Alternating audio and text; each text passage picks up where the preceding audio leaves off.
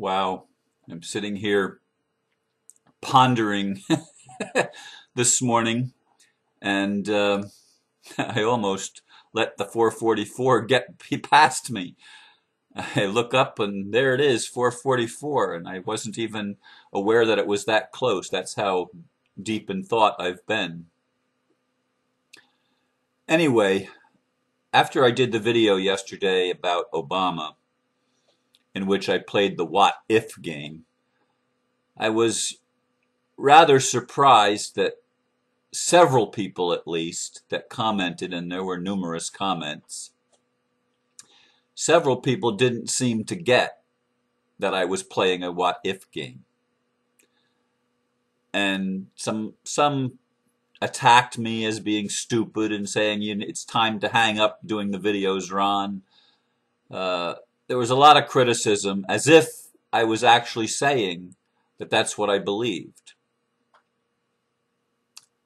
And so I pondered throughout the day yesterday, throughout the evening, especially as I laid in bed last night. We did have a meeting here last night in which we shared stories of the paranormal, extraterrestrial and ghosts and stuff like that.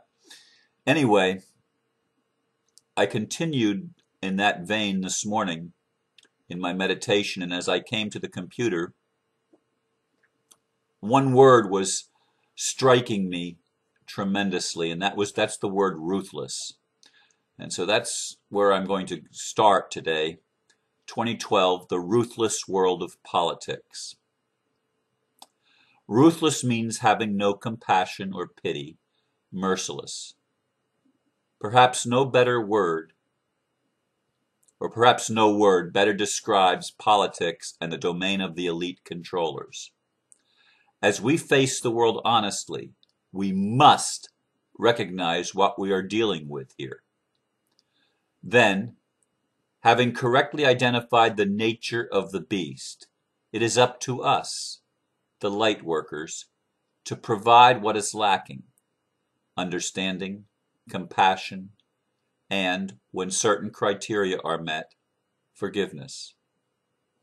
Who is willing to rise to the occasion?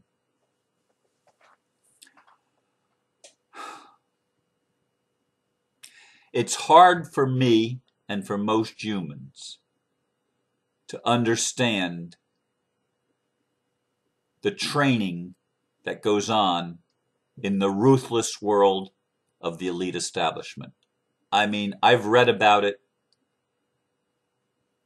I've read about the mind control and all of what to me and what to an average human being makes sense. It doesn't make sense. That world does not make sense to me. I looked up, when I came to the computer, I looked up some, in the thesaurus, some synonyms for ruthless: merciless, hard, severe, fierce, harsh, cruel, savage, brutal, stern, relentless, adamant, ferocious, callous, heartless, unrelenting, inhuman, inexorable, remorseless, barbarous, pitiless, unfeeling, hard-hearted, unmerciful, unpitying. Those are not easy words for me to understand, because when I see an animal hurt, I feel compassion. I'm a natural empath. And so are so many of us that are light workers. And so this goes out today to those of you who consider yourselves, whether you use the term light worker, or whether you use the term you're a good Christian or a good Muslim or a good Buddhist or a good Hindu or a good Jew. Pick your religion, or an ethical atheist. I mean, if you have the ability to be compassionate, to feel compassion when you see injustice, when you see violence, when you witness the effects of war and the effects of famine and the effects of disease, and your heart goes out wanting to do something, you're the ones that I'm addressing today. If you're part of the ruthless crowd that's just, tapping in to try to see what your apparent enemy is up to, well, it's not for you. If you don't know what showing pity and mercy means, then this is not for you. So you may as well turn it off right now. So I'm inviting you to just leave. But for those of you that are able to feel compassion and able to feel love and are willing to be vulnerable with those feelings by telling the truth to yourself first and then willing to live in the world expressing truth, I'm addressing you, because the Spirit, the Holy Spirit, the Great Spirit, has been addressing me. What do you want me to do? Somebody wrote me an email. I generally welcome all of my new subscribers and new friends on Facebook and stuff like that. And I thank them for being part of the worldwide awakening of consciousness. Because no matter where they are, even if they're one of the snoops that's playing for the elite, everybody is part of this awakening of consciousness. No matter what role you're playing, you're all involved in that. But someone responded, "What would you like me to do? What can I do to help?" I think was the question. What can I do to help? And so this video today, I hope, will go a little ways at least in answering that question. What can you do to help? As I said in the blurb, it's important to understand the nature of the beast that we're dealing with. The elite have been trained from childhood. I mean, child abuse is the norm in the elite families as I understand it. I've not been raised in an elite family, so I can't verify it from firsthand experience, but from some of those that have been able to get healed and come out of the elite family, this is what they've revealed. They are tortured until they categorize, and the mind control works by pushing down the natural compassion, the natural empathy. It pushes that down. It subverts that and compartmentalizes it so that it's not easily accessible by the individual. Because in every human being that's ever born, I don't care if they're elite or not, there is the spark of divinity. And the spark of divinity is always compassionate, always loving, because divine is love. God is love. And it doesn't matter all of these things that we use to divide ourselves. The truth of the matter is, from a spiritual point of view, that which creates is loving. And some people have a real problem with that. Why would a loving God allow? But we're not going to go there today so much as we're going to look at the situation with Obama and others in the political realm that many of us expect to do right. And these are people that have been courageous enough, regardless of their reasoning. They have entered into a viper's nest, if you will. They have entered into a ruthless world that is incomprehensible to the average person. I was talking to someone yesterday about the Obama situation, because there's an awful lot of people, and I'm not one of them, that still believe that he's one of the good guys. And I've wanted to believe that, and I have not seen evidence, at least not significant evidence, that he's doing anything on behalf of humanity, anything good. All I see is a continuation of the same old policies of George Bush and predecessors. And as I said yesterday, when George Bush was president, I thought there couldn't be anybody worse than him. I thought he was the absolute height of arrogance and of lying and of violence. I mean, his attitude was horrendous from my point of view. Absolutely horrendous. Nobody could get worse. And then we got Obama in there. And there was hope for a while. There was hope because maybe there was going to be significant change. Our hopes were dashed when he became even more ruthless than George Bush. Yet I met somebody back in 2008 who had the opportunity to sit down with Obama for 5 to 10 minutes, face to face, eye to eye. And she came back telling the story of how wonderful and compassionate and loving a man she had just encountered. That was her empathic impression. And this is a woman who loves animals. I mean, dogs especially. But she absolutely has compassion coming out all over. And she sits down with Obama and gets to meet him because of, I don't remember the story of how she actually got to be there. But she came back with a glowing report of Barack Obama. And at the time, I was paying attention to David Icke and Alex Jones and a whole bunch of other people, and I wouldn't have any of it. I mean, quite honestly, I couldn't see anything good in Barack Obama. I didn't trust the man. But I reflected again yesterday on the report that she brought to me that I ignored 4 years ago. But what came up for me is this. What would I do if I were elected President of the United States?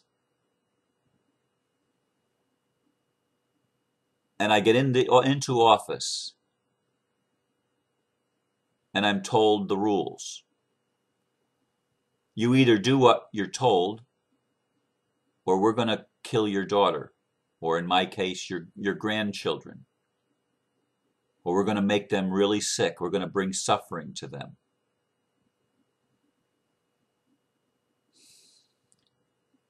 What would I do? That would be a really difficult challenge. Because I have compassion.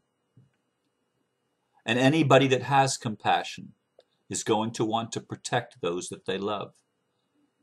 And in the ruthless game of politics, this is one of the blackmail tools. There are people that have wanted to do good, that have entered that arena wanting to do good. I honestly think John F. Kennedy wanted to do good. I honestly believe that. I honestly believe there are others that enter into the legislature or the Senate wanting to do good. And they get in there and the game is not what they expected. And I want every one of you to look at that and to consider the nature of the beast. Those that have been in control of the financial system of the world, and through the financial system of the world, everything else, everything that our lives touch. The tentacles go everywhere, folks, everywhere. There is no system left untouched, none. It has infiltrated religions, all of them. It has infiltrated the medical field, all of it. It has infiltrated every type of business.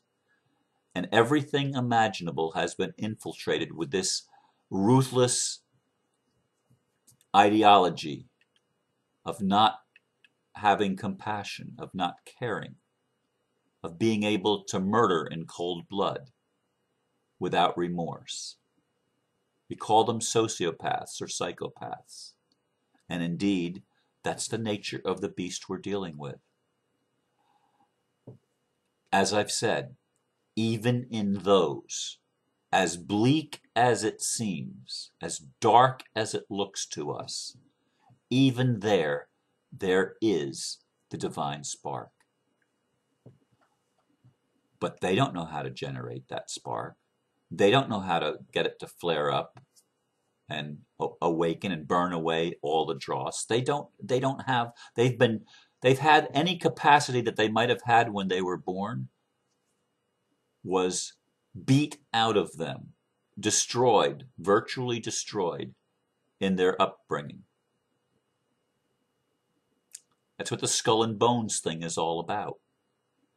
It's all about training in ruthlessness and honor and keeping the secrets and keeping the truth hidden from people. It's all about that, folks. So where does the healing have to come from? It obviously is not going to come easily from those that, quote, are in leadership positions, which is why there has to be probably some arrests and some rehabilitation and a lot of restitution made. There has to be for divine justice to work. But I'm encouraging you and I'm inviting each of you to understand what we're dealing with here and to be willing to be compassionate, to be willing to pray for these people and hold them in the light, not sit in condemnation. That is not going to help the problem. It's not going to heal the heart of the situation in these men and women. I don't know if Obama was trained to be one of the elite or if he indeed came here with a divine mission. I don't know. I hear what people say, and I don't have the answer to that. But we're told, in the Bible at least, to pray for those that have authority, to hold them up. And I haven't done it as faithfully as I maybe should have or could have, because it's hard for me sometimes to pray for the George Bushes and the Barack Obamas and the Rockefellers and the Rothschilds and the elite establishment. It's hard because having compassion and knowing where they are, that makes it a real challenge for me to show them any kind of love. And yet that's what I feel the Holy Spirit is calling me to do. To take love where there isn't or doesn't seem to be any, or at least not very much. And to bring love into that situation, to bring compassion there, to show mercy. And so I'm challenging each of you, as I'm challenging me and being challenged by the Spirit within me, to hold these people up, especially at this time. We're going through tremendous change, tremendous transformation. Everything is coming up to the surface to be revealed. It's important that we hold each of these elite people in our heart and give them, to the best of our ability, at least offer them the olive branch of peace, the olive branch of compassion. Can you do that? Are you willing? You want to know what you can do to help? Hold our leaders in a different place, not a place of judgment, not a place of contempt. Yes, the things that they've done oftentimes are contemptible. I agree with you. But we need to rise above our natural tendency to judge, and we need to integrate within ourselves all of the energies of creation in a place of loving acceptance, because only through love and only through the light are we going to overcome the lack of love, the ruthlessness. Are we going to overcome the darkness of ignorance in the human family? I leave you with these thoughts this morning and the challenge to take love where it doesn't seem like there is any, and to show compassion for those we love to criticize and judge. Thank you. Namaste.